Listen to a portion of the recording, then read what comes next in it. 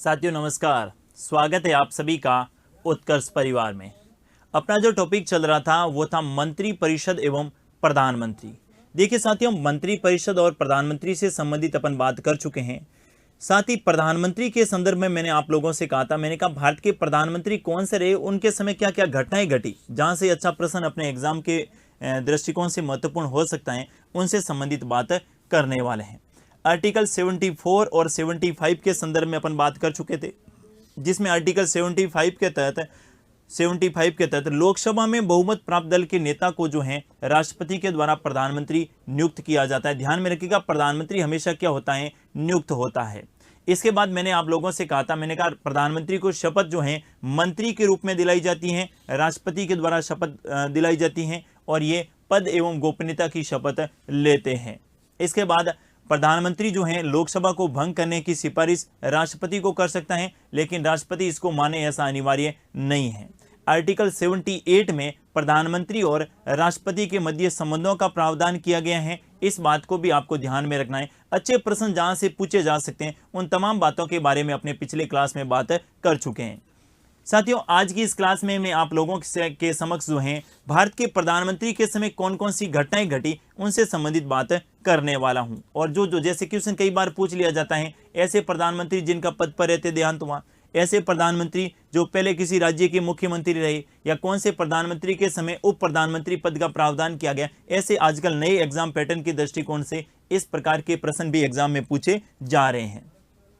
साथियों, मैं बात करूं प्रधानमंत्री के संदर्भ में, किनके संदर्भ में बात करूं, प्रधानमंत्री के संदर्भ में बात करूं तो आप सभी को पता होगा कि प्रधानमंत्री से संबंधित जो अपने आर्टिकल की बात की थी वो आर्टिकल कौन सा था, 75। कौन सा था, आर्टिकल 75। अगर एक आर्टिकल आपसे पूछे कि प्रधानमंत्री से संबंधित भारतीय संविधान का कौन सा आर्टिकल है, आर्टिकल 75। हालांकि आर्टिकल 74 में भी ये उल्लेखित किया गया है कि राष्ट्रपति की सलाह एवं सहायता के लिए एक मंत्री परिषद होगी, उस मंत्री परिषद का प्रधान प्रधानमंत्री होगा। ये बात कहां लिखी गई, आर्टिकल 74 में। जबकि 75 में है कि लोकसभा में बहुमत प्राप्त दल के नेता को राष्ट्रपति के द्वारा प्रधानमंत्री नियुक्त किया जाएगा। तो मुख्यतः जो आर्टिकल यहां पर रहेगा कौन सा रहेगा, 75। आर्टिकल 75 में आप लोगों को ध्यान में रखना है। अब मैं बात करूं भारत के प्रथम प्रधानमंत्री। आज जैसा कि आप सभी को पता है कि भारत में जो है कैबिनेट मिशन के अनुसार, किसके अनुसार, कैबिनेट मिशन, आप सभी को पता है कि कैबिनेट मिशन के अनुसार ही भारत में संविधान सभा का गठन हुआ, और कैबिनेट मिशन के अनुसार ही संविधान सभा का गठन हुआ, और इसके बाद में कैबिनेट मिशन के अनुसार एक अंतरिम सरकार का गठन किया गया। कौन सी सरकार का गठन किया गया, अंतरिम सरकार का गठन किया गया। अंतरिम सरकार का गठन जो है ये साथियों हुआ था 2 सितंबर 1946 को, 2 सितंबर 1946 को अंतरिम सरकार का क्या हुआ था, गठन हुआ था। इसके जो अध्यक्ष थे, इसके अध्यक्ष तो कौन थे, जो उस समय के वायसराय या गवर्नर जनरल थे। अध्यक्ष कौन थे, गवर्नर जनरल। लेकिन इसके जो उपाध्यक्ष थे, इनके उपाध्यक्ष कौन थे, पंडित जवाहरलाल नेहरू थे। कौन थे, पंडित जवाहरलाल नेहरू थे। इस बात को भी ध्यान में रखिएगा, पंडित जवाहरलाल नेहरू। इसके बाद में 15 अगस्त 1947 को भारत आजाद हो गया, भारत को स्वतंत्रता मिल गई। तो स्वतंत्र भारत के प्रथम प्रधानमंत्री भी कौन बने, पंडित जवाहरलाल नेहरू। तो नेक्स्ट आपको ध्यान में रखना है, स्वतंत्र भारत के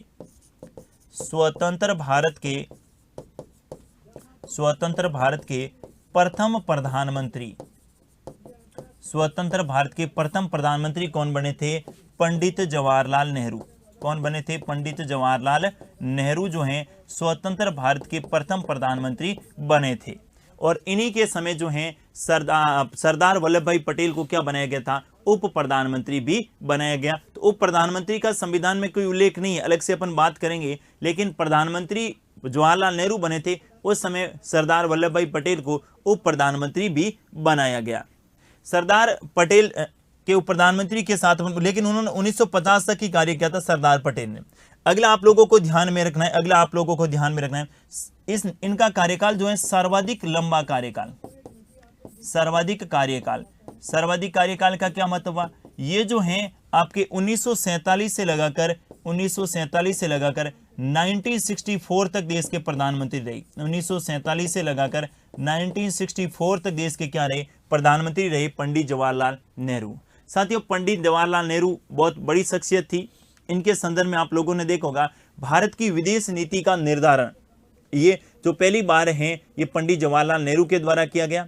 और विदेश नीति का निर्धारण इतना शानदार और इतना बेहतर था साथियों, जिसकी कल्पना हम सब लोग नहीं कर सकते। क्योंकि आप लोगों को पता हो कि जैसे ही भारत स्वतंत्र हुआ उसी समय जो है पूरा विश्व दो गुटों में बढ़ चुका था। एक तो कौन से आपके अमेरिका और दूसरा कौन सा सोवियत संघ रूस, यानी पूंजीवाद और साम्यवाद के बीच में। उस समय नवविजित राष्ट्र के प्रधानमंत्री पंडित जवाहरलाल नेहरू ने स्पष्ट रूप से कहा कि हम किसी भी गुट का समर्थन नहीं करेंगे और उन्होंने गुट निरपेक्षता की नीति को अपनाया। और इस गुट निरपेक्षता में उन सभी देशों को शामिल किया जो आपके कहीं न कहीं नवविजित राष्ट्र थे। अर्थात किसी भी गुट में शामिल नहीं होने के बाद भारत का विकास किस प्रकार करना है, ये एक चुनौती भरा कार्य था पंडित जवाहरलाल नेहरू के समक्ष। लेकिन अच्छी विदेश नीति के कारण वो इसमें क्या रहे, सफल रहे। इन्होंने भारत के पड़ोसी देशों के साथ बेहतर संबंध बनाने का हमेशा प्रयास किया। और इसी को ध्यान में रखते हुए नेहरू जी ने चीन के साथ में पंचशील का समझौता भी किया। कौन सा समझौता? पंचशील का समझौता। लेकिन चीन के द्वारा इसका विश्वास तोड़ दिया गया पंडित जवाहरलाल नेहरू जी का। और 1962 में चीन ने भारत पर क्या कर दिया, आक्रमण कर दिया।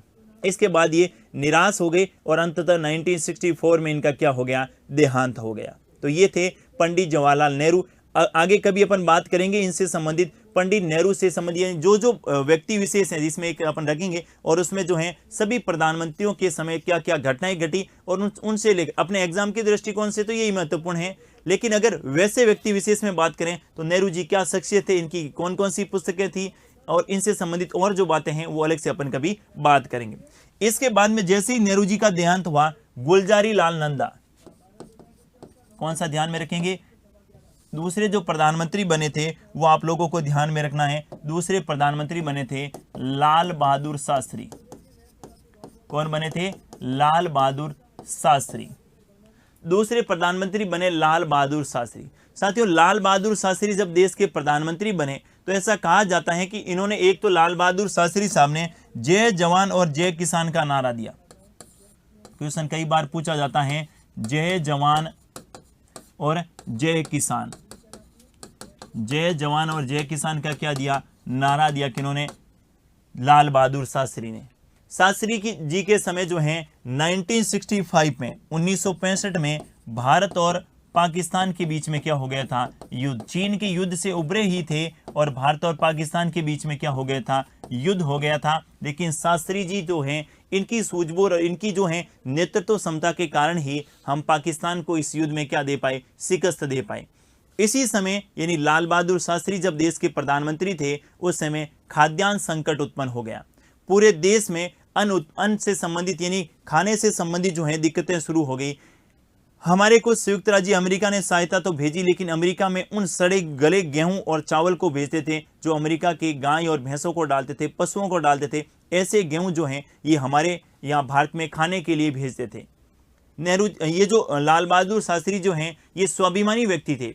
इन्होंने भारत की जनता से आह्वान किया कि एक दिन का आप फास्ट रखिएगा, वीक में सप्ताह में एक दिन जो है आप उपवास रखिएगा जब तक अपन जो है खाद्यान्न के मामले में आत्मनिर्भर नहीं हो जाते। और इन्होंने किस प्रकार से भारत को खाद्यान्न के मामले में आत्मनिर्भर किया जा सके इनके लिए प्रयास किए। और अंत में आप लोगों को पता होगा कि हरित क्रांति की शुरुआत होती है और हरित क्रांति के बाद भारत जो है खाद्यान्न के मामले में क्या बना, आत्मनिर्भर बना। ये सारी घटनाएं जो हैं ये किन से संबंधित हैं, आप ध्यान में रखिएगा, लाल बहादुर शास्त्री के समय।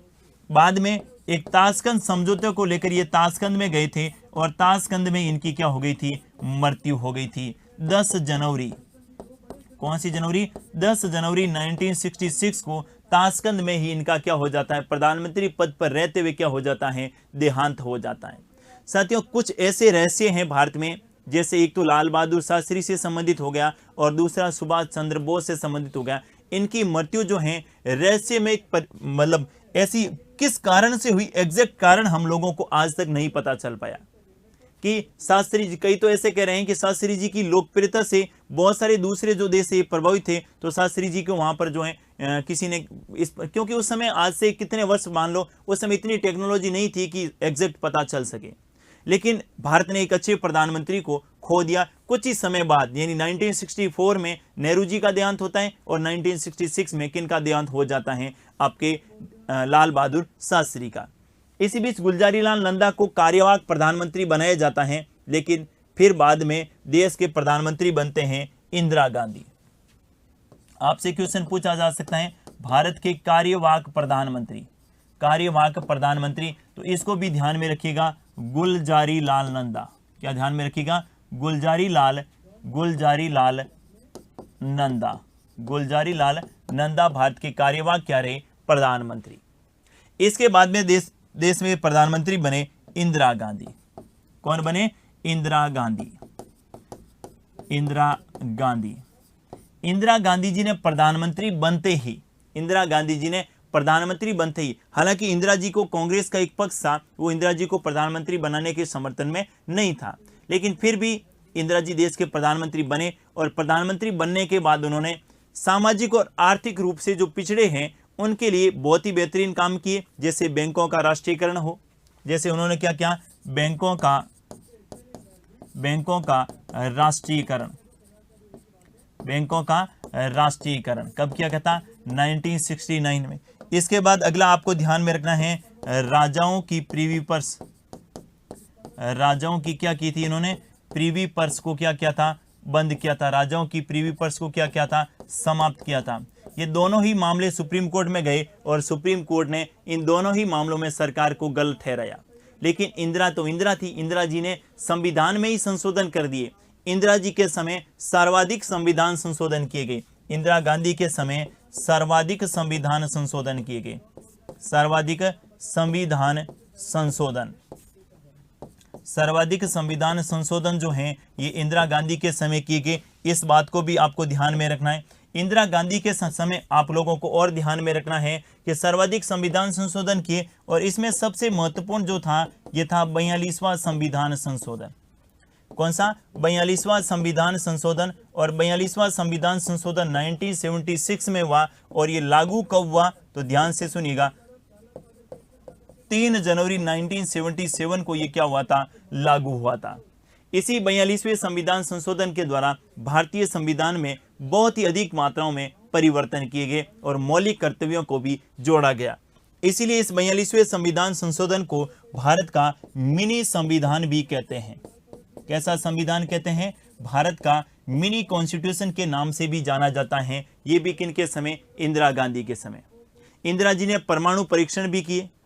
ठीक है, उस समय सारा विश्व यानी इंदिरा जी एक स्थिति में, आप लोगों को पता हो, भारत और अमेरिका के बीच में अच्छी स्थिति थी, लेकिन बाद में इंदिरा जब देश के प्रधानमंत्री, पहले तो गुटनिरपेक्ष था नेहरू जी के समय, लेकिन इंदिरा जी ने धीरे धीरे हैं सोवियत संघ, क्योंकि अमेरिका, आप लोगों को पता होगा कि भारत और पाकिस्तान के बीच में जब युद्ध हुआ था तो अमेरिका ने पाकिस्तान का पक्ष लिया था, तो इंदिरा जी का रुख सोवियत संघ रूस, और रूस ने भारत की इस मामले में खूब मदद भी की। लेकिन बाद में रूस का क्या हो गया? विघटन हो गया। तो भारत ने अपनी विदेश नीति को परिवर्तन करके कहा समय के साथ परिवर्तन किया जाना आवश्यक है। आज अमेरिका और भारत के बीच में अच्छे संबंध है।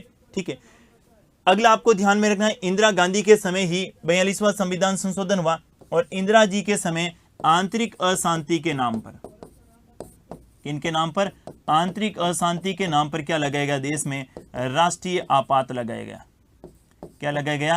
राष्ट्रीय आपात लगाया गया। ये अपने आप में कहा जाता है कि ये भारत के लिए एक काला दिवस था। यानी भारत में 26 जून से 25 जून को घोषणा होती है, और 26 जून 1975 में किसकी घोषणा होती है? राष्ट्रीय आपात लागू होता है, जिसके तहत कांग्रेस के अलावा जो भी नेता थे जो इंदिरा जी से इस्तीफा मांग रहे थे, उन सब से किसकी मांग की? उन सबको कहाँ डाल दिया गया? जेल में डाल दिया गया।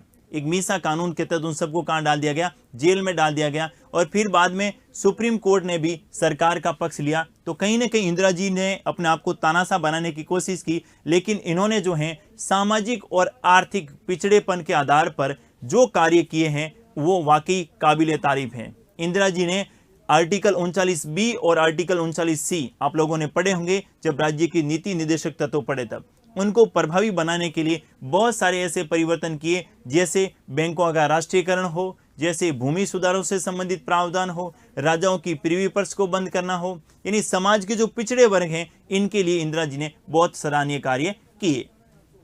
इसके बाद में 1975 में जब आंतरिक अशांति के नाम पर आपातकाल लगा तो 1977 में आपातकाल की की घोषणा होती है। और आपातकाल के समाप्ति के बाद लोकसभा के क्या होते हैं, चुनाव होते हैं। और इन लोकसभा के चुनाव में इंदिरा गांधी की सरकार नहीं बन पाती है, गठबंधन की सरकार बनती है और मोरारजी देसाई देश के क्या बनते हैं, नए प्रधानमंत्री बनते हैं। तो इंदिरा गांधी के बाद देश के प्रधानमंत्री कौन बने, तो ध्यान से सुनिएगा, मोरारजी देसाई। कौन बने, मोरारजी देसाई। मोरारजी देसाई देश के प्रधानमंत्री बने और मोरारजी देसाई जो हैं प्रथम गैर कांग्रेसी प्रधानमंत्री। ध्यान से सुनिएगा, प्रथम गैर कांग्रेसी प्रधानमंत्री कौन बने, मोरारजी देसाई। यानी कुल मिलाकर जो है 1950 से लगाकर या 1947 से लगाकर 1977 तक एक तरफा शासन किया था कौन सी पार्टी ने, कांग्रेस। लेकिन 1977 में देश के प्रधानमंत्री कौन बने, मोरारजी देसाई, और ये 1979 तक रहे। मोरारजी देसाई के समय आप लोगों को ध्यान में रखना है, मोरारजी देसाई के समय जो हैं 2 उप प्रधानमंत्री बनाए गए। कितने उप प्रधानमंत्री बनाए गए थे, 2 उप प्रधानमंत्री बनाए गए थे, 2 उप प्रधानमंत्री बनाए गए। पहली बार ऐसा हुआ कि 2 उप प्रधानमंत्री किसी प्रधानमंत्री के कार्यकाल में बने। पहले तो थे चौधरी चरण सिंह और दूसरे जो प्रधानमंत्री थे ये थे कौन, आपको ध्यान में रखना है, बाबू जगजीवन राम। क्या नाम था, बाबू जगजीवन राम। ये तो वरिष्ठ थे और ये क्या थे, कनिष्ठ प्रधानमंत्री थे। ये आपके किनके समय, मोरारजी देसाई के समय। प्रथम बार जो है गठबंधन की सरकार बनी। कैसी सरकार बनी, गठबंधन की सरकार बनी। ये भी आप लोगों को ध्यान में रखना है। इसके बाद मोरारजी देसाई से चौधरी चरण सिंह ने अपना समर्थन वापस लिया तो मोरारजी की सरकार गिर गई और मोरारजी देसाई को क्या देना पड़ा, त्याग पत्र देना पड़ा। अर्थात आपको ध्यान में रखना है, चौधरी चरण सिंह के समर्थन वापस लेने के कारण, चौधरी चरण सिंह के समर्थन वापस लेने के कारण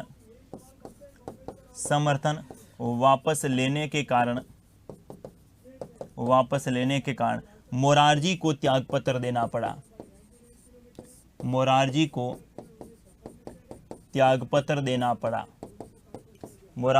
देना पड़ा, त्याग पत्र देना पड़ा और इनकी सरकार गिर गई। इस मोरारजी देसाई के बाद में देश के नए प्रधानमंत्री बने, आप लोगों को ध्यान में रखना है, कौन बने थे, चौधरी चरण सिंह। कौन बने थे, चौधरी चरण सिंह।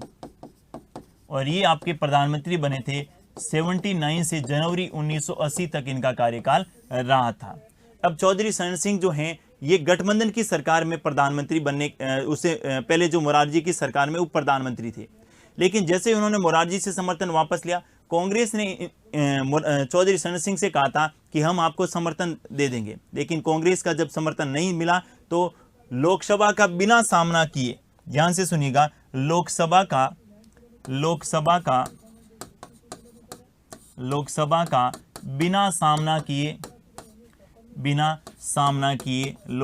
बिना सामना किए प्रधानमंत्री पद से त्याग पत्र दिया गया। क्वेश्चन कई बार पूछा जाता है कि ऐसे प्रधानमंत्री जिन्होंने लोकसभा का बिना सामना किए प्रधानमंत्री पद से त्याग पत्र दिया कौन रहेंगे, चौधरी चरण सिंह। लोकसभा का बिना सामना किए प्रधानमंत्री पद से क्या देना पड़ा, त्याग पत्र देना पड़ा, क्योंकि इनके पास जो है त्याग पत्र देना पड़ा, क्योंकि इनके पास बहुमत नहीं था और कांग्रेस ने इनके साथ आने से क्या कर दिया, मना कर दिया। इसके बाद में लोकसभा के चुनाव की घोषणा होती है और इस बार लोकसभा के चुनाव में देश के नए प्रधानमंत्री बन जाते हैं इंदिरा गांधी। तो इंदिरा गांधी एक बार फिर से देश के नए प्रधानमंत्री यानी मोरारजी देसाई और चौधरी चरण सिंह के हटने के बाद देश के अगले प्रधानमंत्री कौन बनते हैं, इंदिरा गांधी।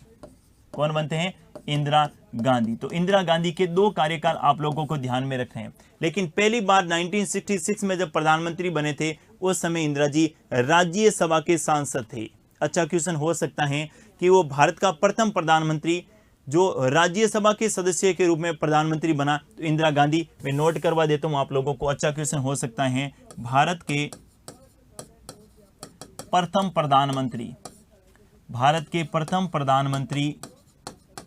प्रथम प्रधानमंत्री जो राज्यसभा के सदस्य के रूप में, राज्यसभा के सदस्य के रूप में, राज्यसभा के सदस्य के रूप में थे। वो कौन ध्यान में रखिएगा, प्रथम का पूछे तो इंदिरा गांधी, प्रथम का पूछे तो कौन सा करेंगे, इंदिरा गांधी। हालांकि इसके बाद में जो है राजीव गांधी भी रहे, मनमोहन सिंह इंदिरा के बाद में एच.डी. देवगौड़ा भी रहे और मनमोहन सिंह भी रहे। तो ये हो सकता है, यानी प्रधानमंत्री बनने के लिए जरूरी नहीं है लोकसभा का सदस्य हो, राज्यसभा का सदस्य भी प्रधानमंत्री बन सकता है। इस बात को आपको ध्यान में रखना है।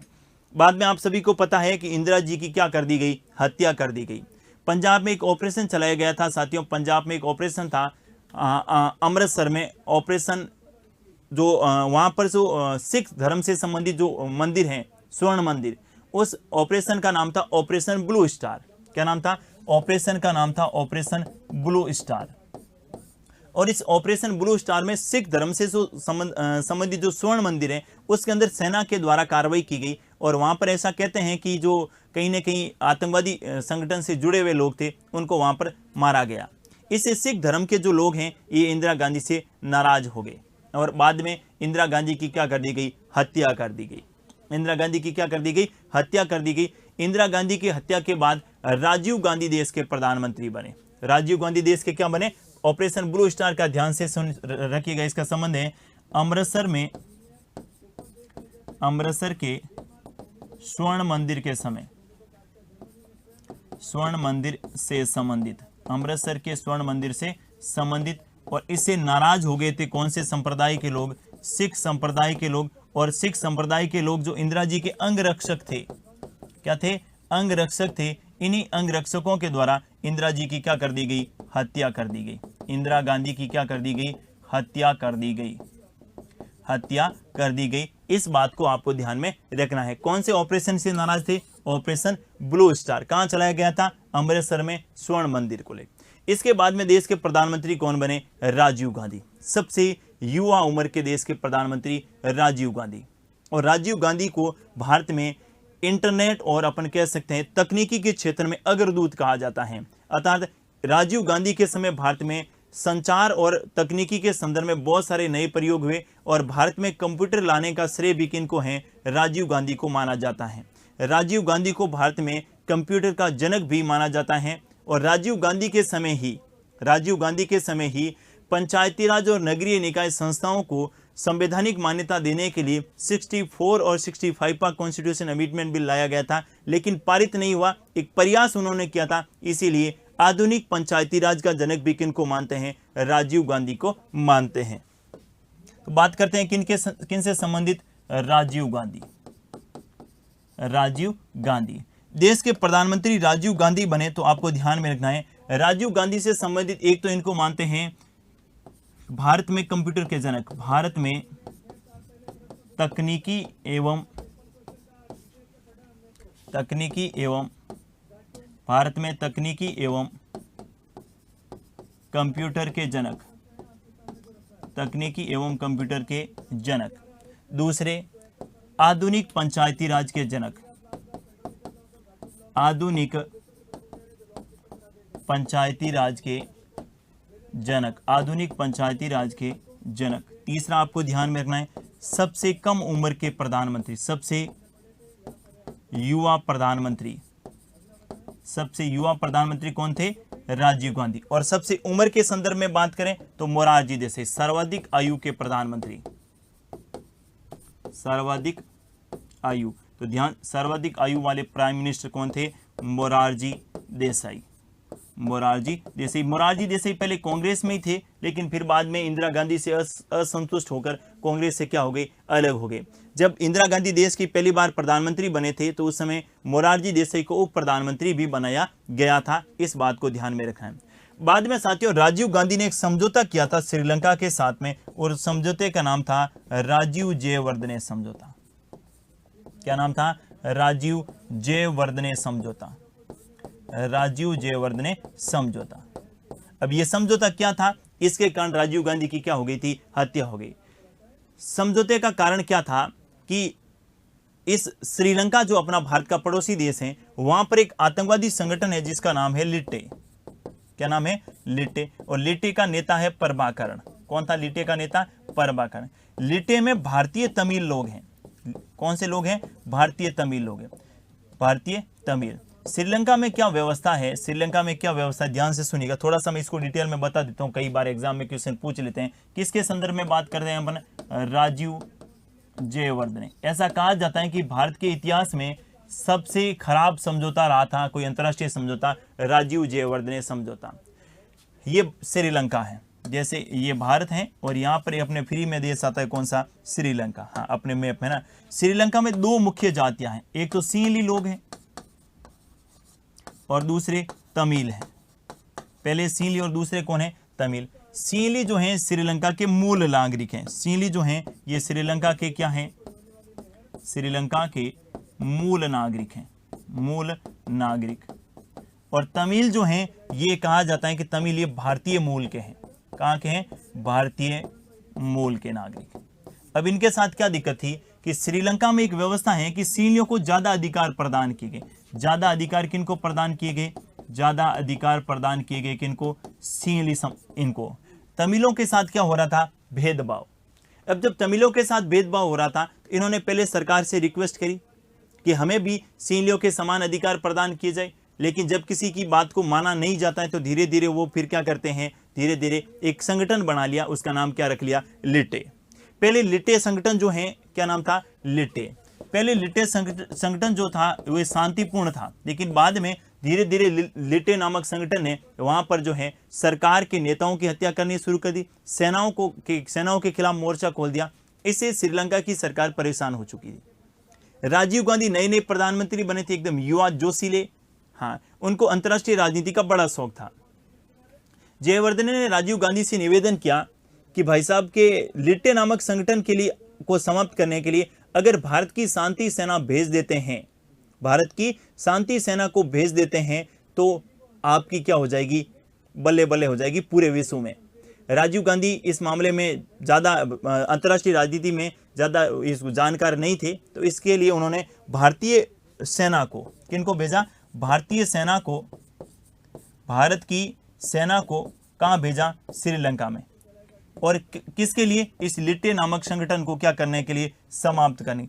मैंने कहा लिटे में कौन है? तो लिटे में भारतीय मूल के लोग हैं। अब भारत की सेना है और भारत की सेना कहाँ गई है? इस लिटे नामक संगठन को समाप्त करने के लिए। और लिटे में कौन लोग हैं? भारतीय मूल के नागरिक हैं। तो कहीं ना कहीं भारत के जो दक्षिण भारत के ये वाले जो राज्य हैं ये नाराज हो गए किनसे? राजीव गांधी से। और कहा कि हमने आपको वोट जो हैं भारत की जनता की हितों के लिए दिए हैं, लेकिन हमारे ही, क्योंकि आपस में इनके अच्छे मित्र यानी रिश्तेदारियां भी है ना, ठीक है। तो इन्होंने कहा भारत के लोगों को मारने के लिए भारत की सेना को आपने दूसरे देश में भेजकर इस लिटे नामक संगठन को क्या क्या समाप्त, आपको पता ही है जहां सेना जाती है वहां पीछे क्या बचता है। तो लिटे नामक संगठन को समाप्त कर दिया गया। तो इससे भारतीय लोग क्या हो गए? नाराज हो गए।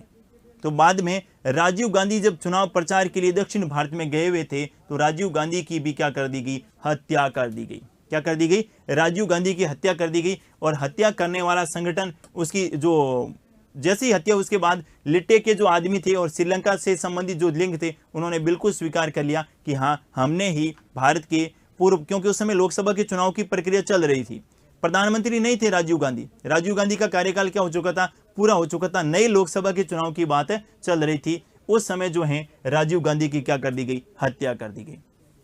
इंदिरा गांधी की हत्या पहले पंजाब से जो सिख संप्रदाय उनसे संबंधित होगी और बाद में तमिलों ने तमिल जो हैं इन्होंने किनकी हत्या कर दी? राजीव गांधी की हत्या कर दी। इसके बाद में नए प्रधानमंत्री बने कौन? यहाँ पर एक बड़ी दिक्कत हो गई और उस समय जो है कुछ अस्थिर सरकारों का दौर शुरू होता है। जैसे वीपी सिंह कुछ समय के लिए बने, चंद्रशेखर बने कुछ समय के लिए। इसके बाद पीवी नरसिम्हा राव देश के क्या बने? प्रधानमंत्री। यानी अपन बात करें चंद्रशेखर की, चंद्रशेखर को बोलते हैं युवा तुर्क। किस नाम से जानते हैं? युवा तुर्क के नाम से जाना जाता है। इस बात को भी आपको ध्यान में रखना है।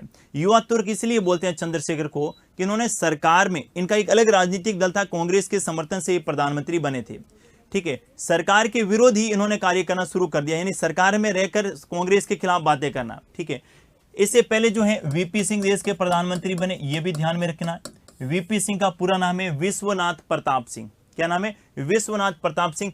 इनके समय एक बात आपको जरूर ध्यान में रखनी है, और वो ये है कि वीपी सिंह के समय ही पिछड़ा वर्ग को, जो ओबीसी हैं, पिछड़ा वर्ग है, इनको क्या दिया गया, 27% आरक्षण प्रदान किया गया। ये कुछ ही समय के लिए थे। 1991 में इन दोनों का कार्यकाल क्या हो गया था, पूरा हो गया। ये भी निपट गए और ये भी निपट गए। उसके बाद देश के नए प्रधानमंत्री बने पीवी नरसिम्हा राव। कौन बने, पीवी नरसिम्हा राव। और पीवी नरसिम्हा राव साथियों दक्षिण भारत से आने वाले प्रथम, दक्षिण भारत से प्रथम भारतीय प्रधानमंत्री, प्रथम भारतीय प्रधानमंत्री, दक्षिण भारत से प्रथम भारतीय प्रधानमंत्री कौन थे, आपको ध्यान में रखना है, पीवी नरसिम्हा राव। ये आपके 1991 से लगाकर 1996 तक देश के क्या रहे, प्रधानमंत्री रहे। कब से कब तक, 1991 से लगाकर 1996 तक देश के क्या रहे, प्रधानमंत्री रहे। दक्षिण भारत से आने वाले प्रथम प्रधानमंत्री। साथ ही आप लोगों को ध्यान में रखना है, इनके समय एक समझौता हुआ, या अपन एक मॉडल कह सकते हैं, राव मनमोहन मॉडल। राव मनमोहन मॉडल। ये जब देश के प्रधानमंत्री बने थे उस समय पूरे भारत में आर्थिक संकट की स्थिति उत्पन्न हो चुकी थी। पूरा विश्व जो है, पूरा भारत ही नहीं, पूरा विश्व आर्थिक मंदी से जूझ रहा था। और इनकी सरकार में, पीवी नरसिम्हा राव की सरकार में वित्त मंत्री हुआ करते थे मनमोहन सिंह। प्राइम मिनिस्टर कौन थे, पीवी नरसिम्हा राव, और वित्त मंत्री कौन थे, मनमोहन सिंह। ये एक मॉडल लेके आए जिसे राव मनमोहन मॉडल भी कहा जाता है, या इसी राव मनमोहन मॉडल को एलपीजी मॉडल के नाम से भी जाना जाता है। कौन सा मॉडल, एलपीजी मॉडल।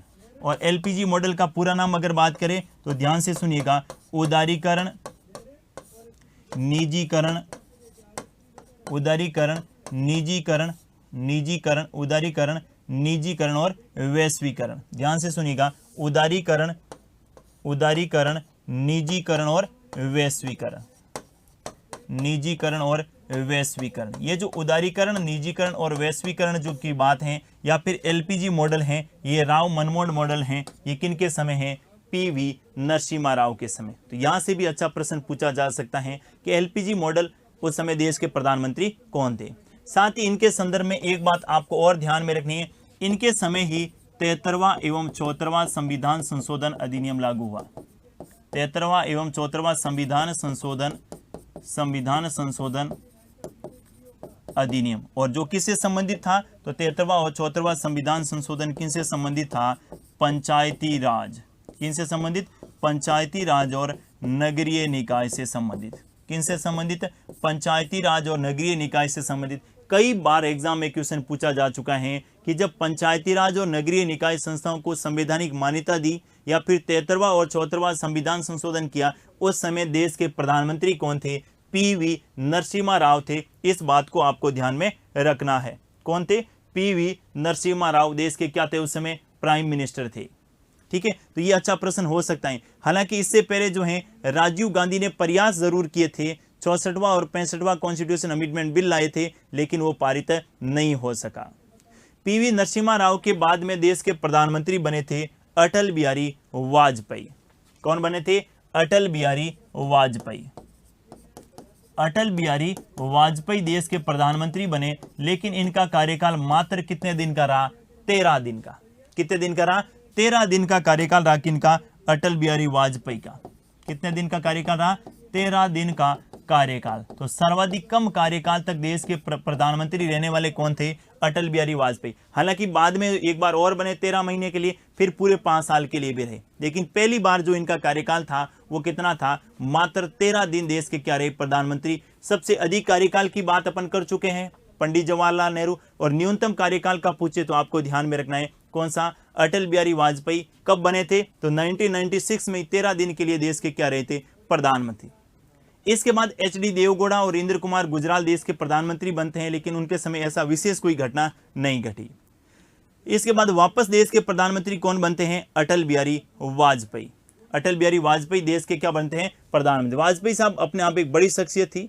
उनके समय वापस से परमाणु परीक्षण का किया जाता है, आप लोगों को पता ही होगा। और इसके बाद में जो है मनमोहन सिंह देश के प्रधानमंत्री बनते हैं 2 समय तक, यानी यूपीए फर्स्ट यानी यूपीए सेकंड। और इसके बाद नरेंद्र मोदी देश के क्या बनते हैं, प्रधानमंत्री। और 2014 से 2019 और 2019 से 2022 तक अपन 2019 से 2024 तक जो हैं ये देश के प्रधानमंत्री रहेंगे। ठीक है, तो ये थे देश के प्रधानमंत्री जिनसे संबंधित कुछ बातें या घटनाएं जो हैं आपके एग्जाम में पूछी जा सकती हैं, उनसे संबंधित बात की। अब आपके लिए एक क्वेश्चन इस प्रकार का पूछा जा सकता है कि वे प्रधानमंत्री जिनका पद पर रहते देहांत हुआ। पहला क्वेश्चन, वे प्रधानमंत्री सर्वाधिक कार्यकाल की अपन बात कर चुके हैं, पंडित नेहरू का न्यूनतम अपन बात कर चुके हैं कि इनका अटल बिहारी वाजपेयी 13 दिन, बाद में बने थे 13 महीने के लिए, 5 साल के लिए, लेकिन एक काल में वो 13 दिन तक प्राइम मिनिस्टर रहे। इसके बाद में हम बात करें कि वे प्रधानमंत्री जो कार्यवाहक प्रधानमंत्री के रूप में कार्य किए, तो वो भी अपन बात कर चुके हैं, गुलजारी लाल नंदा। अब क्वेश्चन आपसे पूछा जाए कि वे प्रधानमंत्री जिनका पद पर रहते देहांत हुआ, वे प्रधानमंत्री जिनका पद पर रहते निधन हुआ, वे प्रधानमंत्री जिनका पद पर रहते निधन हुआ।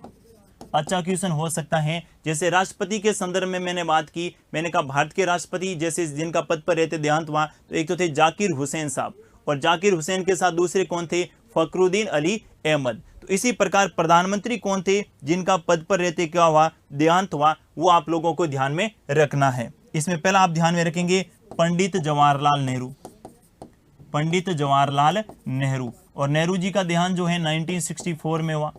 इसके बाद में देश के प्रधानमंत्री बने लाल बहादुर शास्त्री, लाल बहादुर शास्त्री, और शास्त्री जी का देहांत ताशकंद में हुआ। एकमात्र ऐसे प्रधानमंत्री जिनका देहांत भारत से बाहर हुआ, भारत से बाहर हुआ, और भारत से बाहर देहांत किनका हुआ था, लाल बहादुर शास्त्री का। और इसके बाद आप लोगों को ध्यान में रखना है इंदिरा गांधी, इंदिरा गांधी की क्या कर दी गई थी, हत्या कर दी गई। 3 ऐसे प्रधानमंत्री हुए जिनका पद पर रहते क्या हुआ, देहांत हुआ। अच्छा क्वेश्चन हो सकता है, पहले आप लोगों को ध्यान में रखना है पंडित जवाहरलाल नेहरू, दूसरा आपको ध्यान में रखना है लाल बहादुर शास्त्री, और तीसरा राजीव गांधी। एक बात और ध्यान में रखनी है, ऐसे यानी राजीव गांधी की हत्या तो हुई थी, राजीव गांधी की हत्या, राजीव गांधी का निधन, राजीव गांधी का निधन, राजीव गांधी का निधन लोकसभा के चुनाव के समय हुआ, लोकसभा के चुनाव के दौरान हुआ, लोकसभा के चुनाव के दौरान। आपने देखा होगा एक मानव बम के द्वारा एक महिला जो है हार पहनाने के लिए राजीव गांधी के पास आई थी, और उस हार में वो मानव बम भी था। तो जैसे ही राजीव गांधी के पास आई, उनका क्या हो गया, एकदम बम विस्फोट, और राजीव गांधी की क्या हो गई, हत्या हो गई। इसके बाद अगला क्वेश्चन आपसे पूछा जा सकता है, वे प्रधानमंत्री जिन्होंने लोकसभा का सामना नहीं किया, तो बिल्कुल चौधरी चरण सिंह। अगला आपको ध्यान में रखना है कि वे प्रधानमंत्री, क्या ध्यान में रखना है, वे प्रधानमंत्री जिन्होंने लोकसभा में विश्वास मत, वे प्रधानमंत्री जिन्होंने लोकसभा में विश्वास मत से पूर्व ही क्या दे दिया, त्यागपत्र दे दिया, त्यागपत्र दे दिया। यह भी अच्छा प्रश्न हो सकता है कि देश के वे प्रधानमंत्री जिन्होंने विश्वास मत से पूर्व, विश्वास मत क्या होता है आगे अपन बात करेंगे, लेकिन सामान्यतः मैं आप लोगों को यहां पर बताना चाहूंगा। विश्वास मत का मतलब होता है साथियों, लोकसभा भी सरकार तो उसी पार्टी की बनेगी जिसका लोकसभा में क्या है, बहुमत, और लोकसभा में 543 सीटें हैं, और बहुमत के लिए कितनी चाहिए, 272। अगर कोई प्राइम मिनिस्टर बनता है तो उसे विश्वास मत हासिल करना होगा, और विश्वास मत का मतलब है उसे जो है 272 सीटों में क्या करना होगा, 272 सीटों पर उनके मेंबर होने चाहिए लोकसभा के। इस बात को आपको ध्यान में रखना है। तो वे प्रधानमंत्री जिन्होंने लोकसभा में विश्वास मत से पूर्व ही त्यागपत्र दे दिया, यानी लोकसभा का सामना ही नहीं किया, पूर्व ही त्यागपत्र दे दिया। एक तो अपन बात कर चुके हैं कौन, चौधरी चरण सिंह, और दूसरा आपको ध्यान में रखना है, वो है अटल बिहारी वाजपेयी। कौन सा ध्यान में रखेंगे, अटल बिहारी वाजपेयी।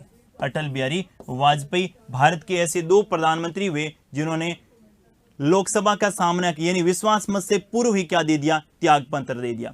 अगला आपसे क्वेश्चन पूछा जा सकता है कि ऐसे प्रधानमंत्री, ऐसे देश के प्रधानमंत्री जिन्होंने विश्वास मत के समय में विश्वास मत हासिल करने में असफल रहे, तो ध्यान से सुनिएगा, ऐसे प्रधानमंत्री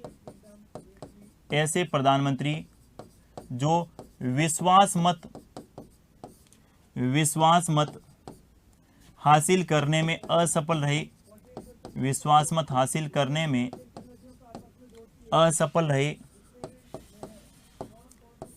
रहे, जिनके कारण जिनके कारण उन्हें क्या देना पड़ा, त्याग पत्र देना पड़ा, जिनके कारण उन्हें त्याग पत्र देना पड़ा। अच्छा प्रश्न हो सकता है, विश्वास मत हासिल करने से पूर्व ही त्याग पत्र दे दिया था किन्होंने, चौधरी चरण सिंह और अटल बिहारी वाजपेयी ने। और विश्वास मत तो हुआ था, 272 सीटों की बात तो हुई थी, लेकिन विश्वास मत हासिल करने में असफल रहने वाले देश के 2 प्राइम मिनिस्टर हुए, उसका नाम भी आपको ध्यान में रखना है। एक तो थे कौन, वीपी सिंह। कौन थे, वीपी सिंह, यानी विश्वनाथ प्रताप सिंह। वीपी सिंह का पूरा नाम पूछे तो विश्वनाथ प्रताप सिंह, विश्वनाथ प्रताप सिंह। और दूसरे थे आपके कौन, एच.डी. देवगौड़ा, एच.डी.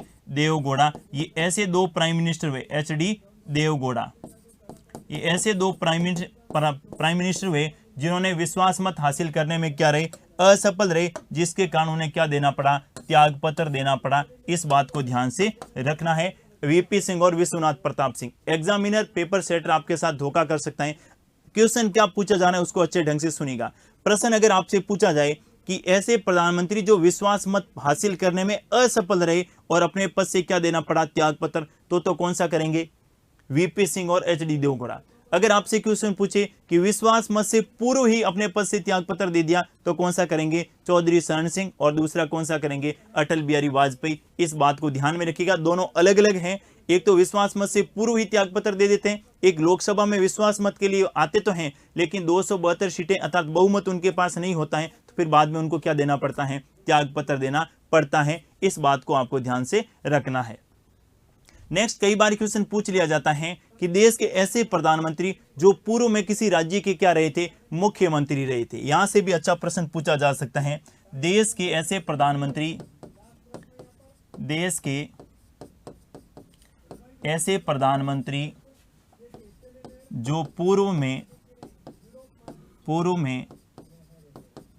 किसी राज्य के क्या रहे, किसी राज्य के मुख्यमंत्री रहे। देश के ऐसे प्रधानमंत्री जो पूर्व में किसी राज्य के क्या रहे, मुख्यमंत्री रहे। ये अच्छा क्वेश्चन है, कई बार एग्जाम में पूछा जा चुका है कि देश के ऐसे प्रधानमंत्री जो पूर्व में किसी राज्य के क्या रहे, मुख्यमंत्री रहे। ऐसे कौन कौन से प्रधानमंत्री हैं वो भी जानना हमारे लिए क्या है, बेहद आवश्यक है। सबसे पहले मैं बात करूंगा किनकी, मोरारजी देसाई, किनकी, मोरारजी देसाई। और मोरारजी देसाई कौन से राज्य के मुख्यमंत्री रहे थे, बंबई।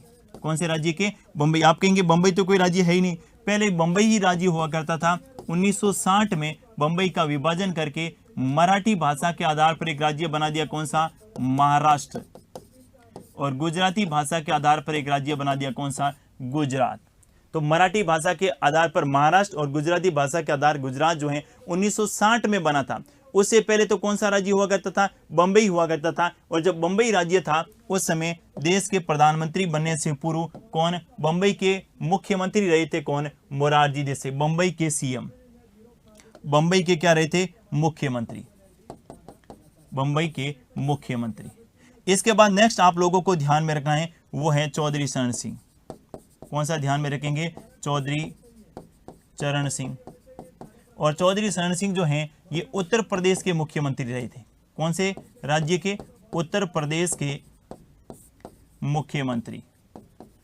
कौन से राज्य के मुख्यमंत्री रहे थे, उत्तर प्रदेश के मुख्यमंत्री रहे थे। फिर बाद में गठबंधन की सरकार के समय क्या रहे थे, उप प्रधानमंत्री रहे थे। और फिर बाद में जो हैं ये प्रधानमंत्री भी बने थे, लेकिन विश्वास मत हासिल करने में क्या रहे थे, ये असफल रहे थे।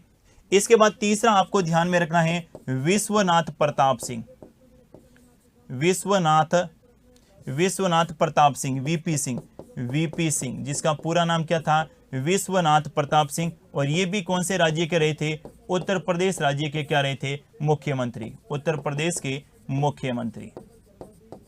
नेक्स्ट आप लोगों को ध्यान में रखना है वो है आपके पीवी नरसिम्हा राव। क्या ध्यान में रखेंगे, पीवी नरसिम्हा राव। और पीवी नरसिम्हा राव जो हैं ये आंध्र प्रदेश के राज्य मुख्यमंत्री रह चुके हैं पहले। कौन से राज्य के, आंध्र प्रदेश के मुख्यमंत्री, आंध्र प्रदेश के मुख्यमंत्री रह चुके कौन, पीवी नरसिम्हा राव। नेक्स्ट आपको ध्यान में रखना है एच.डी. देवगौड़ा। कौन सा ध्यान में रखना है, एच.डी. देवगौड़ा। और एच.डी. देवगौड़ा जो हैं ये कर्नाटक राज्य के क्या रहे थे, कर्नाटक राज्य के क्या रहे थे, मुख्यमंत्री। कर्नाटक राज्य के मुख्यमंत्री रहे थे कौन, एच.डी. देवगौड़ा। और इसके बाद वर्तमान में कौन है, नरेंद्र जी मोदी, नरेंद्र दामोदर दास मोदी। और ये कौन से राज्य के मुख्यमंत्री रहे, पहले गुजरात राज्य के मुख्यमंत्री रहे। इस बात को भी आपको ध्यान में रखना है। तो कुल कितने प्रधानमंत्री, 6 ऐसे प्रधानमंत्री हुए भारत में जो पहले किसी राज्य के क्या थे, मुख्यमंत्री थे। 6 कौन कौन से, एक बार वापस से रिपीट कर रहा हूं, अच्छा प्रश्न हो सकता है। पहला मोरारजी देसाई, मुंबई के मुख्यमंत्री। दूसरे चौधरी चरण सिंह, उत्तर प्रदेश के मुख्यमंत्री। तीसरे वीपी सिंह, ये भी उत्तर प्रदेश के मुख्यमंत्री। फिर पीवी नरसिम्हा राव, आंध्र प्रदेश के मुख्यमंत्री। उसके बाद में पीवी नरसिम्हा राव, आंध्र प्रदेश के मुख्यमंत्री। एचडी देवगौड़ा, कर्नाटक के मुख्यमंत्री। और नरेंद्र मोदी, गुजरात के मुख्यमंत्री। तो 6 ऐसे प्रधानमंत्री हुए जो पहले किसी राज्य के मुख्यमंत्री भी रहे। इस बात को भी आपको ध्यान में रखना है, यहां से भी अच्छा प्रश्न एग्जाम में पूछा जा सकता है।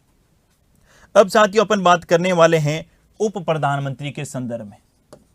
किनसे संबंधित बात करेंगे, उप प्रधानमंत्री। सबसे पहले तो क्लियर कर देता हूं, उप प्रधानमंत्री और उप मुख्यमंत्री जैसे प्रावधान भारतीय संविधान में कहीं पर भी नहीं है, अर्थात इनका संविधान में कोई उल्लेख ही नहीं है। संविधान में कहीं पर भी उप प्रधानमंत्री जैसे शब्दों का उल्लेख नहीं किया गया है। पहली बात तो आपको यह ध्यान में रखनी है, अर्थात उप प्रधानमंत्री जैसे शब्दों का प्रावधान, शब्द का ही प्रावधान, शब्दों का प्रावधान संविधान में उप प्रधानमंत्री जैसे शब्दों का प्रावधान संविधान में नहीं किया गया है। पहली बात तो आपको यह ध्यान में रखनी है, उप प्रधानमंत्री जैसे शब्दों का प्रावधान भारतीय संविधान में नहीं किया गया है, इस बात को ध्यान में रखिएगा। अब इसकी शुरुआत हो जाती है पंडित नेहरू के समय। पंडित नेहरू जब देश के प्रधानमंत्री बने तो सरदार पटेल को उप प्रधानमंत्री बनाया गया था। ये कहीं ना कहीं ऐसे व्यक्ति को बनाया जाता है जो किसी कारण से, वो प्रधानमंत्री बनने के दावेदार तो था, लेकिन प्रधानमंत्री तो कितना व्यक्ति बनेगा, एक ही बनेगा, तो उसको संतुष्ट करने के लिए उनको उप प्रधानमंत्री बना दिया जाता है। यानी कैबिनेट मंत्री जो होंगे उसमें सर्वोच्च जो होगा वो कौन होगा, उप प्रधानमंत्री होगा। न तो उप प्रधानमंत्री का संविधान में उल्लेख है और न ही उप मुख्यमंत्री का उल्लेख है। कई राज्यों में आपने देखा होगा 5-5 उप मुख्यमंत्री बना देते हैं। जैसे उत्तर प्रदेश में वर्तमान में जो है 2 उप मुख्यमंत्री हैं, ठीक है। आंध्र प्रदेश है उसमें 5 मुख्यमंत्री रहे हैं। तो ऐसे कई बार हुआ है। उप प्रधानमंत्री भी कई बार 2 रहे हैं। जैसे मोरारजी देसाई जब देश के प्रधानमंत्री बने उस समय 2 उप प्रधानमंत्री थे।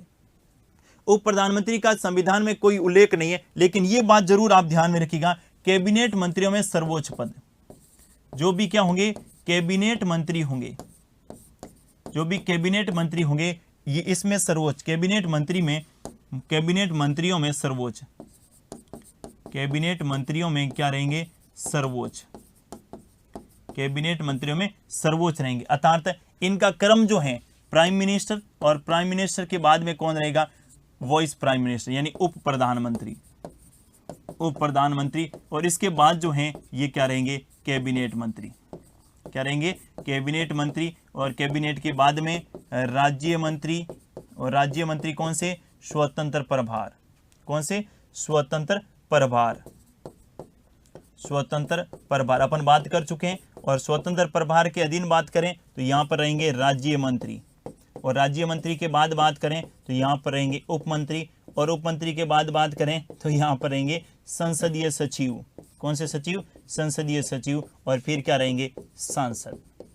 तो जो उप प्रधानमंत्री हैं, वापस से रिपीट कर रहा हूं, उप प्रधानमंत्री जो हैं ये प्राइम मिनिस्टर, फिर सेकंड नंबर किनका आएगा, उप प्रधानमंत्री। लेकिन इनका संविधान में कोई उल्लेख नहीं है, इनका भी संविधान में कोई उल्लेख नहीं है, लेकिन मंत्री परिषद का उल्लेख होता है। और प्रधानमंत्री भी मंत्री परिषद का क्या होता है, हिस्सा होता है। और उप प्रधानमंत्री भी मंत्री परिषद का क्या होता है, हिस्सा होता है।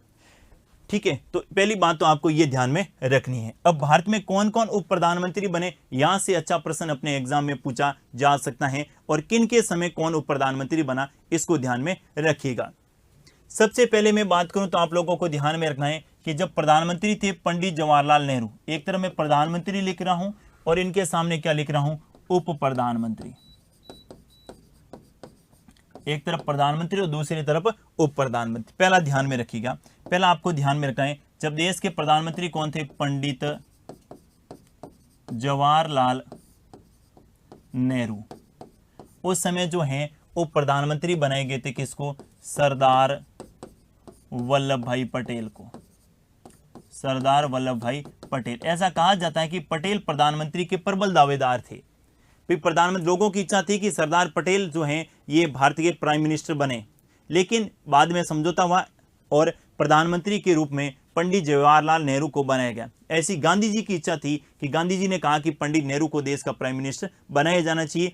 पटेल जी का योगदान निसंदेह रूप से भारत के एकीकरण में बहुत शानदार है, संविधान निर्माण के संदर्भ में भी बहुत शानदार है, लेकिन ये उप प्रधानमंत्री रहे थे 1947 से लगाकर 1950 तक। इसके बाद में जब देश के प्रधानमंत्री बने थे इंदिरा गांधी, कौन बने थे? देश के प्रधानमंत्री जब बने थे इंदिरा गांधी, तो गांधी जी के समय, इंदिरा गांधी के समय मोरारजी देसाई को क्या बनाया गया था? उप प्रधानमंत्री। मोरारजी देसाई को क्या बनाया गया था? उप प्रधानमंत्री बनाया गया था। इसके बाद आपको ध्यान में रखना है कि जब मोरारजी देसाई प्रधानमंत्री बने थे, कौन बने थे? मोरारजी देसाई जब देश के प्रधानमंत्री बने थे, इस समय दो उप प्रधानमंत्री थे। कितने? दो उप प्रधानमंत्री थे। कौन कौन? एक तो थे चौधरी चरण सिंह। कौन थे? चौधरी चरण सिंह, और ये तो थे वरिष्ठ। और इसके बाद में दलित नेता बाबू जगजीवन राम, बाबू जगजीवन राम, और उनकी बेटी है मीरा कुमार जो राष्ट्रपति के चुनाव लड़े थे। बाबू जगजीवन राम को बनाया गया था कनिष्ठ उप प्रधानमंत्री। ठीक है। इसके बाद आपको ध्यान में रखना है कि जब देश के प्रधानमंत्री कौन बने थे? चौधरी चरण सिंह। जब 79 में देश के प्रधानमंत्री कौन बने थे? चौधरी चरण सिंह बने थे। इस समय जो है ये किनको बनाया गया था? YV चौहान को। किनको बनाया गया था? YV चौहान को क्या बनाया गया था? उप प्रधानमंत्री बनाया गया था। एक बार वापस से रिपीट कर रहा हूं, अभी तक कंप्लीट नहीं हुए। पहली बार सरदार पटेल को बनाया गया था, दूसरी बार आपके सामने है मोरारजी देसाई को बनाया गया था, तीसरी बार मैं बात करूं तो चौधरी चरण सिंह और बाबू जगजीवन राम को बनाया गया था। नेक्स्ट आपको ध्यान में रखना है, बाबू जगजीवन राम के बाद में YV चौहान को बनाया गया था, और उसके बाद में जब VP सिंह देश के प्रधानमंत्री थे, कौन थे? VP सिंह देश के प्रधानमंत्री थे। उस समय जो है VP सिंह देश के प्रधानमंत्री थे, उस समय किनको बनाया गया था? VP सिंह के समय चौधरी देवीलाल को। किनको बनाया गया था? चौधरी देवीलाल को, देवीलाल को। और इसके बाद VP सिंह के बाद में जब VP सिंह की सरकार गिर गई और चंद्रशेखर देश के प्रधानमंत्री बने, तो चंद्रशेखर के समय भी चौधरी देवीलाल देश के क्या रहे? उप प्रधानमंत्री, चौधरी देवीलाल। तो दो बार उप प्रधानमंत्री कौन बने थे? चौधरी देवीलाल। वापस से रिपीट कर दूंगा। और अंतिम यह आपको ध्यान में रखना है कि जब देश के प्रधानमंत्री बने थे अटल बिहारी वाजपेयी, कौन बने थे? अटल बिहारी वाजपेयी जब देश के प्रधानमंत्री बने थे, तो उस समय लाल कृष्ण आडवाणी साहब को, किनको? लाल कृष्ण आडवाणी जी को क्या बनाया गया? उप प्रधानमंत्री बनाया गया। तो ये थे भारत के उप प्रधानमंत्री। इसके बाद में आडवाणी जी के बाद में, यानी वाजपेयी के प्रधानमंत्री काल के बाद में, भारत में अब तक किसी को भी उप प्रधानमंत्री नहीं बनाया गया। इस बात को ध्यान में रखिएगा। तो भारत के उप प्रधानमंत्री कौन कौन बने, ये आपको सामने लिस्ट है। मिलान वाला, सुमिलित वाला क्वेश्चन पूछा जा सकता है कि देश के जब प्राइम मिनिस्टर ये थे तो उप प्रधानमंत्री कौन थे? तो वापस से रिपीट कर देता हूं। पंडित जवाहरलाल नेहरू के समय सरदार पटेल को क्या बनाया गया था? उप प्रधानमंत्री। बाद में जब इंदिरा गांधी देश के प्रधानमंत्री बने तो मोरारजी देसाई को उप प्रधानमंत्री बनाया गया था। फिर जब मोरारजी देश के प्रधानमंत्री बने तो इन्होंने दो उप प्रधानमंत्री बनाए थे, एक तो चौधरी चरण सिंह को और दूसरे किनको? बाबू जगजीवन राम को, जिनकी बेटी है मीरा कुमार, जिन्होंने जो है रामनाथ कोविंद जी के सामने लोकसभा का चुनाव लड़ा, और 15वीं लोकसभा में मीरा कुमार ने लोकसभा अध्यक्ष या स्पीकर के रूप में भी कार्य किया, जो भारतीय इतिहास में पहली बार किसी महिला को लोकसभा अध्यक्ष बनने का क्या हुआ? गौरव प्राप्त हुआ। इसके बाद चौधरी चरण सिंह जब देश के प्रधानमंत्री बने थे, उस समय YV चौहान को क्या बनाया गया था? उप प्रधानमंत्री बनाया गया था। इसके बाद आप लोगों को ध्यान में रखना है, VP सिंह जब देश के प्रधानमंत्री बने थे, विश्वनाथ प्रताप सिंह उस समय चौधरी देवीलाल को देश के प्रधानमंत्री बनाए गए थे, उप प्रधानमंत्री बनाए गए थे, और इनकी सरकार गिर गई। फिर चंद्रशेखर जब देश के प्रधानमंत्री बने, उस समय चौधरी देवीलाल को बनाए गए। तो दो बार उप प्रधानमंत्री रहे थे कौन? देवीलाल। ये भी अच्छा प्रश्न हो सकता है कि दो बार देश के उप प्रधानमंत्री रहने वाले व्यक्ति कौन थे? देवीलाल। दो बार उप प्रधानमंत्री कौन रहे थे? देवीलाल। जबकि एक प्रधानमंत्री के काल में दो जो हैं ये उप प्रधानमंत्री रहे थे, किनके कार्यकाल में? मोरारजी देसाई। और इसके बाद में जब अटल बिहारी वाजपेयी देश के प्रधानमंत्री बने, उस समय लाल कृष्ण आडवाणी को क्या बनाया गया था, उप प्रधानमंत्री बनाया गया था। ठीक है, अभी वर्तमान में कोई उप प्रधानमंत्री नहीं है, न तो मनमोहन सिंह के समय कोई उप प्रधानमंत्री थे और न ही मोदी जी के कार्यकाल में कोई उप प्रधानमंत्री है। सामान्यतः उप प्रधानमंत्री ऐसे व्यक्ति को बनाया जाता है जिसको अपन कह सकते हैं पार्टी छोड़ने का डर हो, जिसके कारण सरकार गिर सकती हो, ऐसे व्यक्ति को सामान्यतः क्या बनाया जाता है, उप प्रधानमंत्री और उप मुख्यमंत्री बनाया जाता है। इनका संविधान में कहीं पर भी कोई उल्लेख नहीं है। जैसे एग्जाम्पल के तौर पे मैं कहूं कि मोरारजी को डर था कि गठबंधन की सरकार है और चौधरी शरण सिंह अपना समर्थन ले सकते हैं, उनको उप प्रधानमंत्री बना दिया। इंदिरा गांधी को डर था कि मोरारजी देसाई का प्रभाव, क्योंकि मोरारजी देसाई भी प्रबल दावेदार थे प्रधानमंत्री बनने के, तो इंदिरा जी को डर था कि कहीं ना कहीं जो है मोरारजी देसाई अपना जो है ना अलग न हो जाए, इसके लिए उसको क्या बना दिया, उप प्रधानमंत्री। बाद में मोरारजी तो अलग हो ही गए, उन्होंने जो है पहली बार मतलब गैर कांग्रेसी जो है प्राइम मिनिस्टर बनने का गौरव उन्हें मिला। इसके बाद अपने बात करें तो ये गठबंधन सरकारों का दौर था। चौधरी शरण सिंह तो खुद ही जो है ये अस्थिर सरकार थी इनकी, क्योंकि कांग्रेस ने समर्थन देने की बात कही थी लेकिन बाद में नहीं मिला, तो उन्होंने वाई चौहान को उप प्रधानमंत्री बनाया था। बाद में ये बहुमत हासिल करने में असफल रहे, बिना लोकसभा के सामना किया प्रधानमंत्री पद से क्या दे दिया, त्याग पत्र। इसके बाद वीपी सिंह जब देश के प्रधानमंत्री बने तो देवीलाल जो हरियाणा से आते हैं, इनका अच्छा प्रभाव था, उनको देश का क्या बनाया गया, उप प्रधानमंत्री बनाया गया। इसके बाद जब चंद्रशेखर देश के प्रधानमंत्री बने तो देवीलाल को फिर से बनाया गया, लेकिन ये भी अस्थिर सरकारें थी, यानी 89 से लगाकर 91 तक दोनों ही निपट गई। इसके बाद बनते हैं पीवी नरसिम्हा राव देश के प्राइम मिनिस्टर, और दक्षिण भारत से आने वाले पहले आपके कौन थे, प्रधानमंत्री। और पीवी नरसिम्हा राव के समय ही एलपीजी मॉडल और पंचायती राज और नगरीय निकाय संस्थाओं को क्या होती है, संवैधानिक मान्यता प्राप्त होती है। तो ये थे आपके भारत के प्रधानमंत्री और उप प्रधानमंत्री। इनकी घटनाओं से संबंधित कई बार ऐसा क्वेश्चन पूछ लिया जाता है कि सर्वाधिक लंबे समय तक कार्यकाल किनका था, न्यूनतम कौन सा था, प्रधानमंत्री पद पर रहते हुए किन किन का देहांत हुआ था, या फिर कौन से प्रधानमंत्री बनने से पूर्व मुख्यमंत्री भी रहे थे, या फिर किस प्रधानमंत्री के काल में कौन से उप प्रधानमंत्री रहे थे। इस प्रकार का प्रश्न भी एग्जाम में पूछा जा सकता है, इस बात को भी आपको ध्यान में रखना है। तो ये उप प्रधानमंत्री और प्रधानमंत्री से संबंधित बात थी। नेक्स्ट क्लास में अपन बात करेंगे अटॉर्नी जनरल से संबंधित, महान्यायवादी से संबंधित। आज के लिए बस इतना ही, मिलेंगे अगली क्लास में, तब तक थैंक यू, धन्यवाद।